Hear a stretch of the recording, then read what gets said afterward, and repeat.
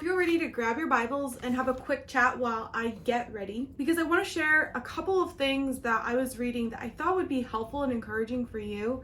Now, if you've been joining me on my channel, then you know that my goal and purpose is to help you grow in emotional and spiritual maturity. Part of that process is really looking through the Bible and seeing what does it mean to be calling yourself a Christian and following after God, disentangling all of those emotional hurdles.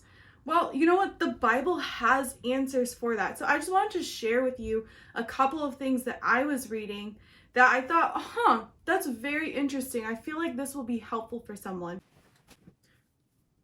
I know you're supposed to do like hair and then makeup, but it is what it is. Here we go. So I was reading in Psalm 56 where it's talking about relief from tormentors. And I love verse 1 because it's like, be merciful to me, O God, for man would swallow me up. This is the New King James Version. But when I read that, I think, man, they would eat me alive if I was going to have to deal with them. And I just love that human nature doesn't change. That's what I think is so fascinating about this whole conversation is human nature, it doesn't change. The wording just changes.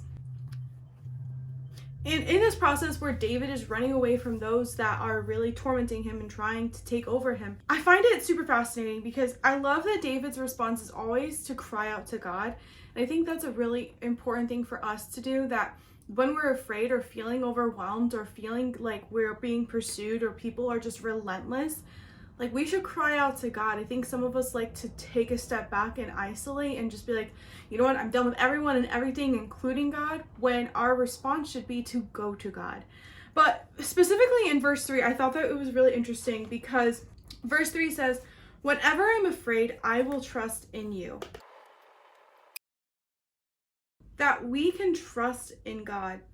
And I was thinking about how opposite of fear is really safety.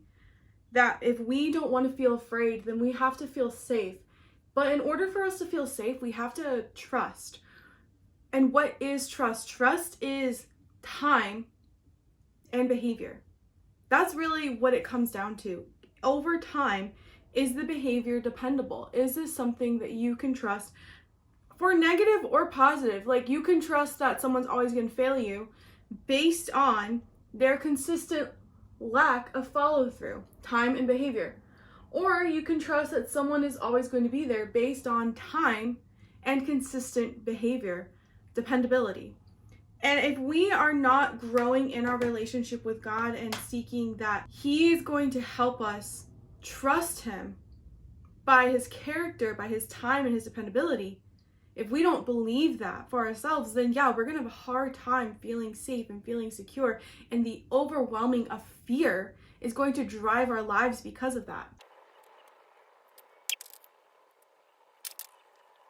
So if you're struggling to trust God in your relationship, then maybe the problem isn't God. Maybe it's your understanding of who He is and His character and His dependability, because the other part of trust is reputation. If you've never met someone before, you can't really say that you trust them. All that you can do is go based off of what other people are saying about this person, what their experience with their character, with their behavior, and the time that they've been around this person. That is all that you can do. And for some of us, we have experienced the character of God played out by people who misrepresent Him. And so when we look at them and we think, well, you know what, I don't think God is really dependable because look at this person, look at how my parents raised me, look at how this church leadership failed, look at, this friend who betrayed me or stabbed me in the back. We look at these people and we think that they are a reflection of God, and it's even more confusing when they claim to be a reflection of God and they mess up. But we have to remember that God's character is clearly seen in His Word. His Word, His time, His behavior, it's all documented for us to be able to see. We have to take the time to actually dig in and see, is this person, is this being who He really claims to be? And you might be having a hard time believing that because of what you've seen around you. So I just encourage you today that if you are struggling with believing and trusting in God, then maybe open up his word. Open up and see, is he really who he says he is?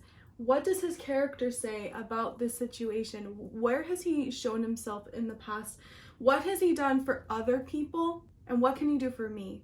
And maybe you have had experiences with God, but you might be jaded because of life. Life throws some crazy stuff your way. Well, if you are jaded, just remember that part of that trust and that safety is looking back and remembering, meditating on, thinking through. God has shown up for me before, and maybe he didn't show up the way that I thought he would, but he still showed up anyways. And depend and trust that he will continue to show up for me, even if it's not the way that I think it should be. And hopefully, that will give you the strength that you need to grow in your relationship with God so that you don't give in to fear. That fear isn't the final say in your life, but it's learning to abide in the safety and trust in your relationship with God, because this is what David says: whenever I am afraid, I will trust in you. In God, I will praise his word. In God, I will have put my trust. I will not fear. What can flesh do to me? And he continues on and he says all of these different things, and he talks about the character of God and reminds himself of who God is and his personality and what he's done for David and also what he has done for you. And then he ends this by saying, have you not kept my feet from failing, that I may walk before God in the light of the living? When you learn to trust in the safety and goodness of God, then you're going to be able to have the experience to say that, no, my God has not failed me. And because he has not failed me, I will trust him, and fear will not have the final say over my life. If you found this video encouraging, be sure to like this video, subscribe to his channel, and leave a comment below. Let me know what you think, and I will catch you in the next episode.